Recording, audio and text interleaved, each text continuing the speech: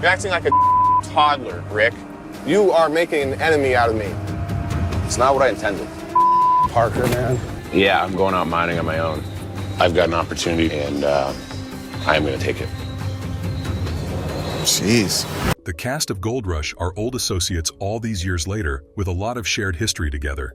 However, from among the stars of the show, none have as long a history and friendship as Parker Schnabel and Rick Ness.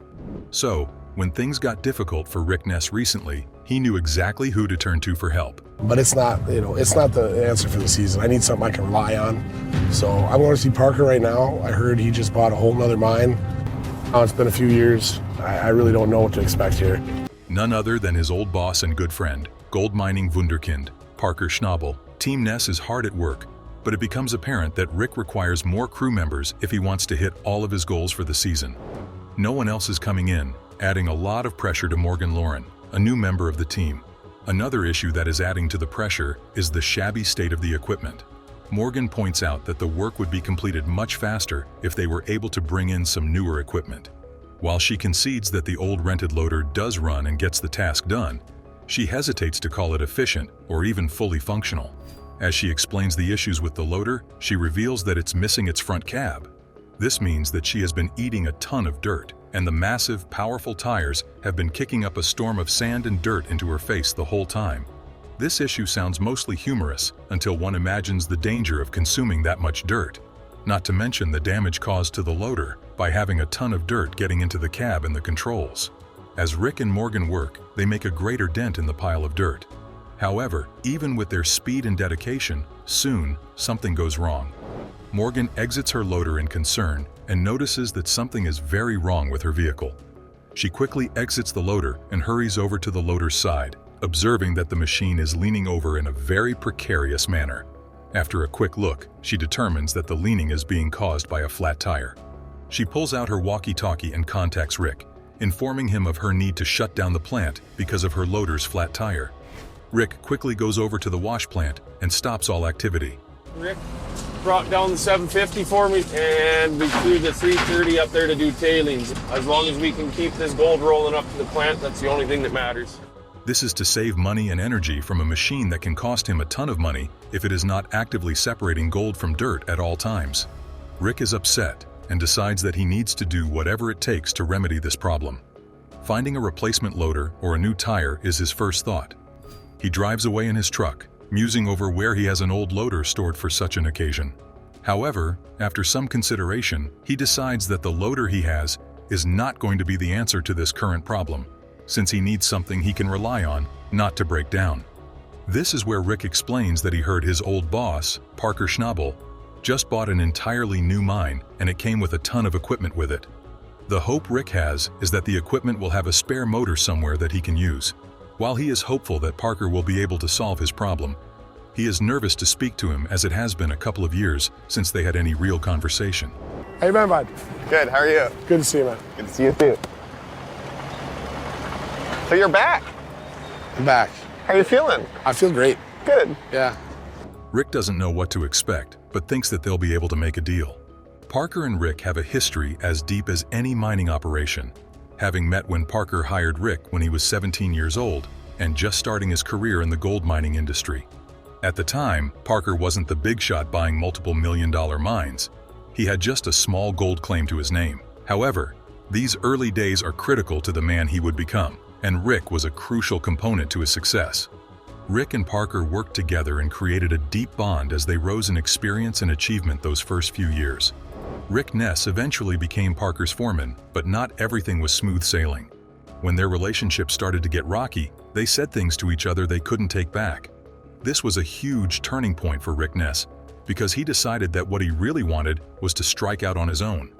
Rick informed Parker that he had received a great opportunity to be his own boss, and he was going to take it, quitting his position as foreman for Parker's crew.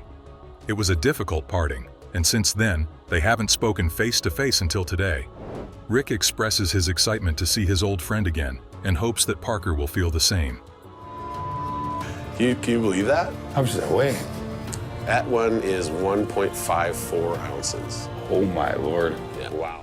There is also the issue of Rick's break from gold mining last year, which he is sure Parker already knows about. He wonders if those rumors will change the reception he gets from his old boss. Parker comes down from his loader and immediately makes a joke as he greets Rick. Rick picks up the joke and they share a big laugh, breaking the tension immediately. It feels as though no time has passed at all as they hug. Parker immediately asks how Rick is feeling now that he's back, showing his concern for his health.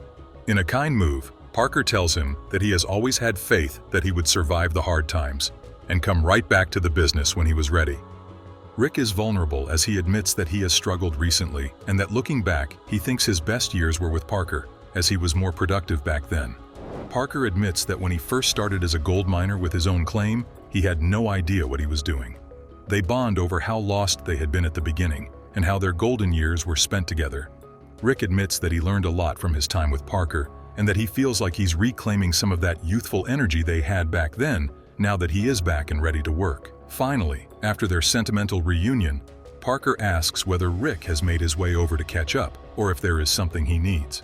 Rick immediately admits that of course, he comes all this way because he needs something and prepares to ask for this big favor. Rick tells him that he needs a loader, and Parker immediately tells him that his team inherited a ton of equipment and guides him over to his truck to take a look at all the equipment. When Parker Schnabel bought the Dominion Creek claim, he also purchased everything that was on it. So any tools and machines left behind were included in the purchase. Okay, sounds good. We're gonna put Brennan on that end with the 750. I'm gonna keep chewing away down here with the 480, but I got a feeling he's gonna be catching on me pretty fast. Parker admits that after buying it, he has not even inspected or cataloged everything that came with it. However, the purchase did include $2 million worth of equipment. Rick hops onto the loader on Dominion Creek and starts it up to test its functionality.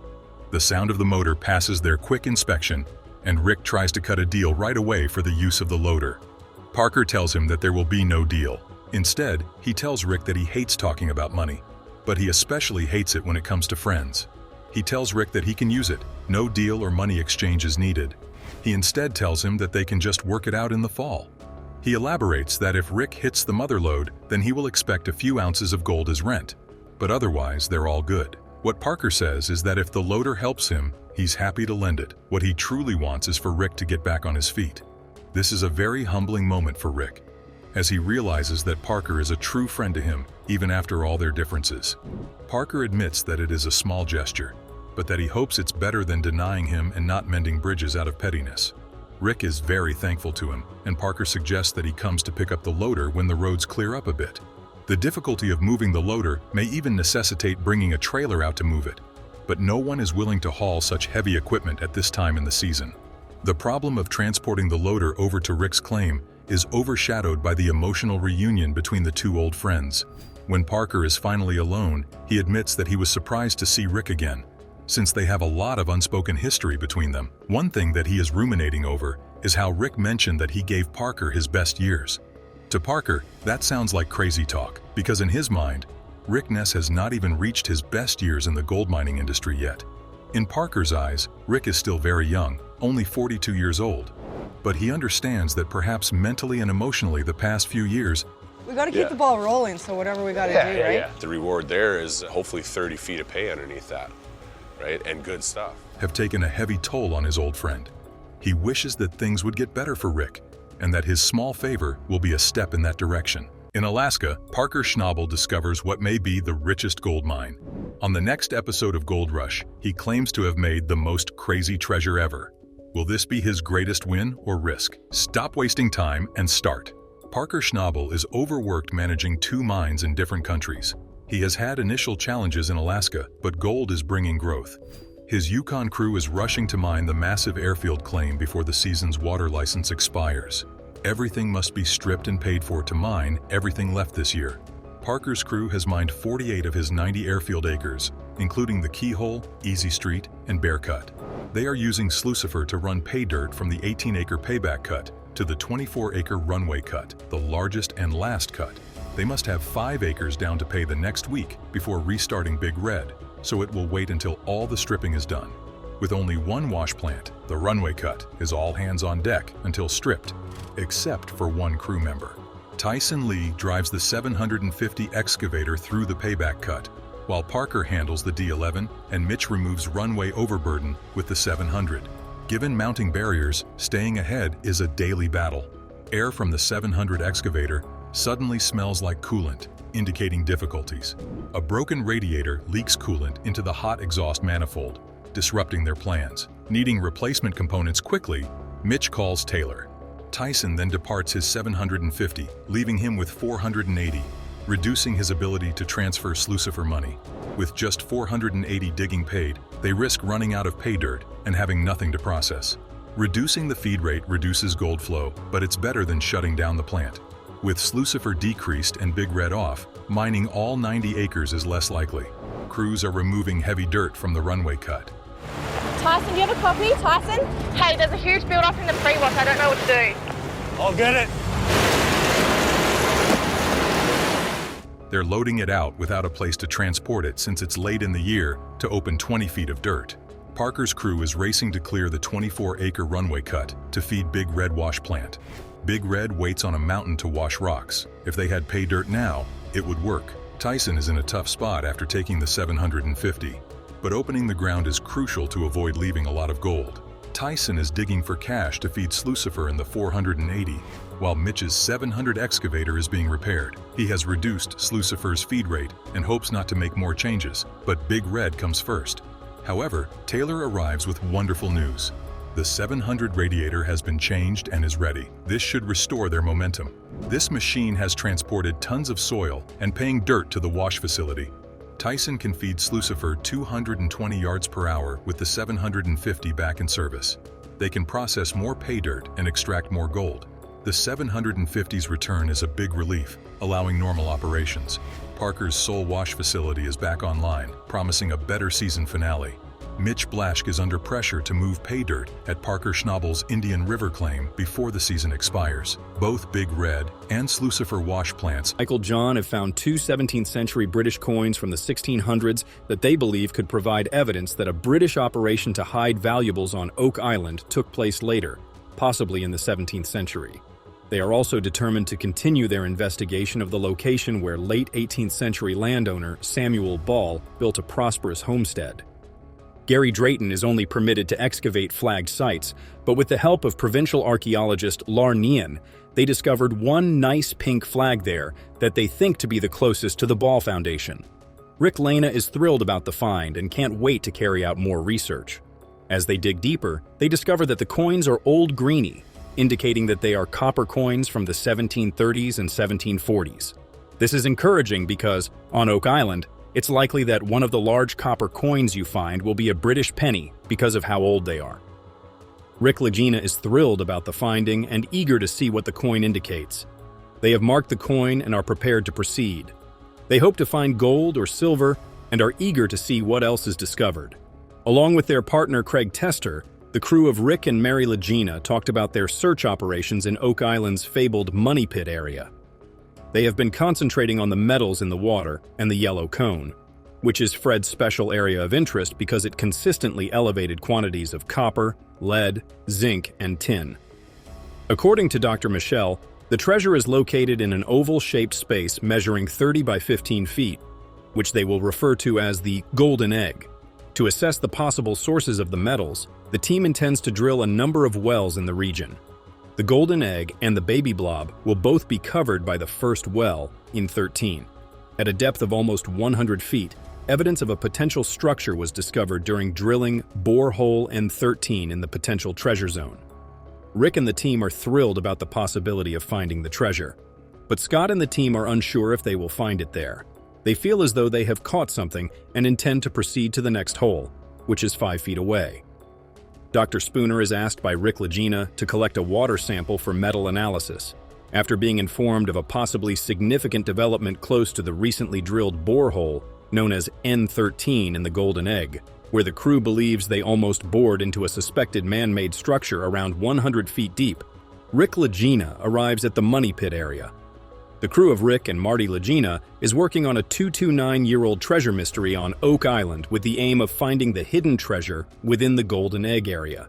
Rick samples FN3 in the yellow cone beneath the yellow cone and hears an extraordinary boom that he believes is coming out of the well. Dr. Spooner reveals that there is a collapse underground that could be a chance to discover the treasure once and for all. The chemistry has pointed to something happening in the area. and the team believes that there is a significant interest in the area. The team, which is investigating a Viking settlement in North America, specifically the Lanso Meadow site in Newfoundland, is thrilled about the prospect of discovering a new hole that might help explain the metals. They found an underground collapse that may have moved water from a tunnel or shaft, which is crucial to understanding the origin of the metals found there. The team also discovers another Roman coin that they believe may be connected to descendants of Vikings. They learned that by 875 AD, the Norse had reached Iceland, and by 985 AD, they had reached Greenland, the only known Viking settlement on the North American continent. Lanso Meadows was active in 1021 AD. This discovery is significant, as it is the only officially recognized Viking settlement in North America. The team believes that the descendants of Vikings are essential to understanding how an old world treasure might have come to Oak Island. They believe they were integral to the ability of someone to come across the North Atlantic to the Maritimes and do work on Oak Island. They plan to bring the items they suspect may be related to the Vikings' descendants to Oak Island. As they believe they were integral to the ability of someone to work on the island, the team plans to mount an expedition to Lono Meadows to explore the area further. They are excited about the potential new insights and perspectives that will be gained from their exploration. They are excited to go to Lono Meadows and provide a full report on their findings.